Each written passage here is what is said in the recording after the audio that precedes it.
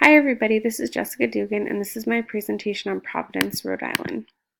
So first of all, I just want to point out Rhode Island is its own state. It's not part of New York. I think people confuse it with Long Island a lot. It's in New England, sandwiched in with Massachusetts and Connecticut, and Providence is its capital city.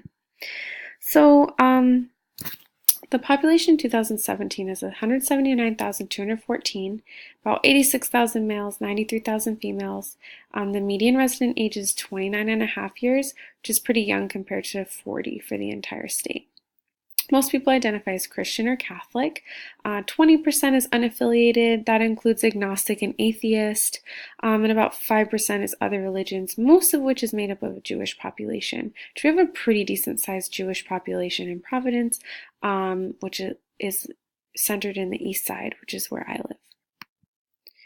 So for races in Providence, 45% of people are Hispanic, 33% are white, 11% are black, 6% Asian, 3% are multiracial, and 1% are American Indian, 1% are other. I was actually pretty surprised about this. So, as you look at it, property crimes are a lot higher than violent crimes in Providence, but Providence's crime rate is actually higher, sometimes significantly. If you look at like 3.4, considered 2.49 for assault. It's a lot higher than the United States as a whole, and Providence is only safer than 10% of cities in the country. So even though I've always considered Providence to be safe and always felt safe here, it's actually like not as safe as one might think. This is a map on the right of Providence, of the community. So it's broken down into all the different neighborhoods.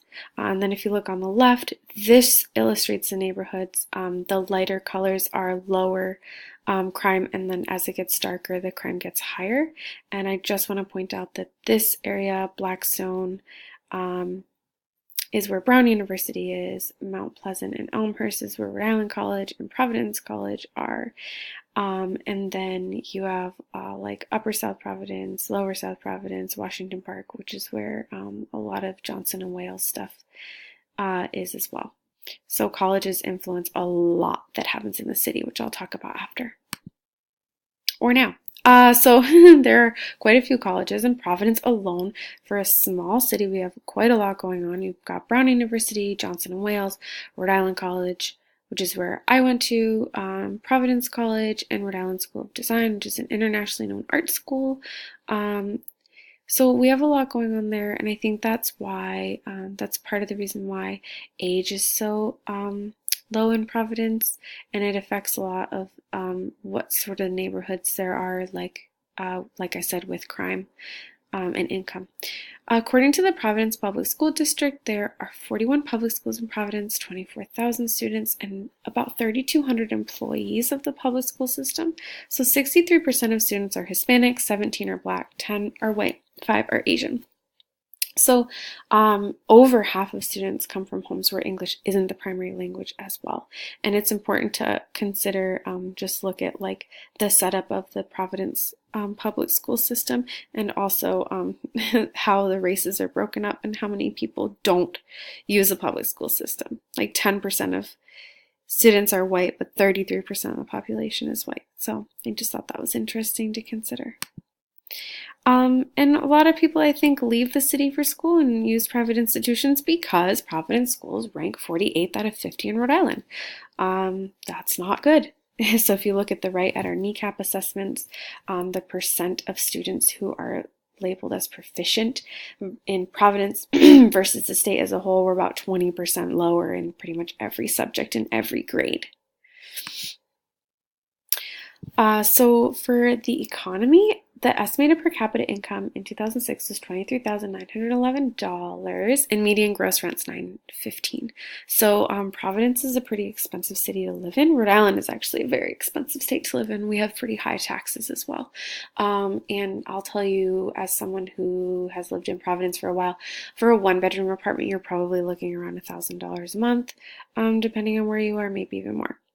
As of August of this year, the unemployment rate is 3.9%, which is a lot better than we have been in the past. However, as you can see in the quote at the bottom of here, more people have jobs, but they might be working at low-wage jobs, so they are technically not unemployed, but they also don't have the money to provide for their basic needs. And you can see that in this infographic about residents with income below the poverty level. We're about double that of the entire state. So institutions in Providence, we have the Providence Community Library System, which is really awesome. Besides giving people free access to books, they also just have classes. I know they do yoga and I think the knitting, a couple different language classes, whether it's ESL or like learning Japanese. Also, they do movie nights. The colleges, like I said, so we obviously bring in students, also bring in their families. We have like visiting weekends and family weekends, which is really great for local businesses. But they also do community events. When I was at Rick, we had a Shakespearean company come, and it's open to the public. Like obviously you have to buy tickets, but they're often less expensive, and just gives opportunities that we might not usually have if these colleges didn't exist. And then there's Farm Fresh RI, which if you look in the right hand corner, does a bunch of farmers markets in the community. The biggest of which is right near me. They have like craft stands and local bakeries, as well as farms and restaurants have stands. It's big. There's like music, lots of people go. And they also accept things like food stamps. So people are able to get fresh produce. In Down City, if you look up in the left corner, they do this thing called Movies on the Block in the summer. That's a free event. People just go. It's like every Thursday. You can watch a movie outside. And they also do like other activities around the city and like advertise around in like stores and on Facebook. We have Food Truck Friday up in the right-hand corner. That's put on by PVD Food Truck Events in the Roger Williams Park, which is really awesome. That's every Friday in the summertime. We do a lot in the summer because it's cold as all hell in the wintertime here. But the Roger Williams Park Conservancy is awesome because there's a zoo, it's a park, a botanical garden, and a museum, all of which are super affordable. Well, most, maybe not the zoo, but really affordable for the community. It's like $2 or $3 to go, and like free on the first Saturday to Providence residents, which is really cool. Southside Community Land Trust has community gardens around the city. Providence Performing Arts Center and Trinity Repertory Company are our like theaters and performing arts centers, which bring in a lot of really awesome people. And I know Trinity Repertory Company works with Brown students. They put on a Christmas Carol every year, and that's a tradition for a lot of people in Rhode Island to go to. Our public radio station, Waterfire Providence, which the next slide has a link for a 4-minute video about. Watch it. It's very cool. This is sort of a thing that's unique to Providence, started by RISD students, and it just brings people from all over to come and see this place, and local businesses have stands. And we have the Providence Bruins, our hockey team, and then local business owners, which I think are a really important part, super important part of the city, because they do things like educational events. They do things like charity nights. There's like a pizza place that does every Tuesday nights. They donate to a local charity. Our favorite vegetarian restaurant does Mindfulness Mondays, so proceeds go to local charities on Mondays. There's a vegan ice cream place. They do like movie nights, like educating people about eating healthy food. So yeah, we have some really, really awesome local business owners that are, trying to change things and mold the community and make it like a really safe, awesome place. My husband pointed out to me that I don't have any churches on here. And I think that's because I don't see a lot of churches doing community events that aren't like in their church. I don't really see a lot of things. Like I said, we are a majority Catholic and Christian city, but I think a lot of people aren't super involved in religious structures, so I think that's something to consider. This is Waterfire and the link to my video. So is Providence a good community? The first standard from Ohio State University is safety. So considering what I said before, we don't really seem like the safest place, but we don't have many hurricanes. We get snow, but doesn't really put people in situations that they may die. We don't have tornadoes and earthquakes. We have pretty clean drinking water. But if you look at our air quality index, actually, um, the lower the number, the better, and we are way higher than the U.S. as a whole. So that's not very good. But it's also just, do we feel safe in our community? And as I've been working on this, I've been talking a lot to my friends who live in Providence about our like crime rate, which I was just so shocked about, and a lot of people were too. A lot of people feel very safe in our community. I've always felt safe, and I've lived in a couple different communities, one of which is according to the maps, high crime, but I felt safe. There were still families with small children in parks and stuff like that. So I don't know. It's very conflicting for me. Goods and services. We have plenty of food stores. We don't have a big place like a Walmart, but I think that has a lot to do with that we're a small state. There aren't a lot of people who like only live in Providence and shop in Providence and work in Providence. A lot of people moving back and forth in Rhode Island in general from cities. And a lot of places are accessible even through like bus lines. Lots of different, Trader Joe's, Whole Foods, but then more affordable things like Stop and Shop and Shaw's, and we have a Market Basket. I don't know if people in Philly have that, but that's really, really cheap as well.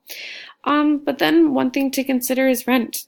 It's, like I said, it's pretty high, which can be really hard for people, especially when you have kids. I lumped these together about relationships, commonality, and the whole person principle. And I think it does depend on the area of the city, the relationships. And then just to consider that we're in New England. New Englanders aren't the most friendly people, especially to people they don't know. We're just not a chatty group of people. We're pretty isolated a lot of the time. So I think that's something to consider, that like I feel like I'm part of a community, but I've been here for a while and I don't just strike up conversation with people I've never met. Unless it's at a community event, which like our farmers market is pretty awesome and common in the summertime. Like I had mentioned, we do a lot in the summertime because it's nice out. But in the winter, it's a little bit more isolated because it's so cold. We have a singular view, I think, politically at least. Obviously, people differ on their views, but we have a lot of rallies for all different things, like the Women's March. Today there was one for trans rights and a rally against anti-Semitism, and those are kind of things that are highly populated by people. We don't have much tolerance for extreme bigotry here at all. And then, yeah, Rhode Island in general is pretty small, so most of the time you know someone, or if you don't know them, you have mutual people that you know. So it's a very, very small state. Predictability, in my experience, life in Providence is pretty predictable. Again, I question that standard because I do think, or at least in regards to the city, because I think it often depends on your neighborhood, but overall I do think that life is fairly predictable in Providence. And then for a place in the social structure, I think there's a space for most people, but it's often a question of being able to find it and become a part of it. So I think it takes a little bit of time to really understand the community and then find the sort of places that you need to go to meet people like you, or find flyers for events that you would like. Opportunities. And they have opportunities for lots of experiences, but jobs sometimes aren't in the city. A lot of people commute outside of the city. But there are lots of events, schools, colleges, restaurants, organizations, and then homogeneous yet heterogeneous. I think it satisfies this last part, but I wonder how well if we are a little bit too divided, if our communities are a little bit too divided, because I think that sometimes becomes an issue. So I think that Providence is a gay community, as you can see by all of the wonderful theater experiences and political experiences, everything. but I think that we could make things more equal, especially in education and access to education, which I think is a big issue for us.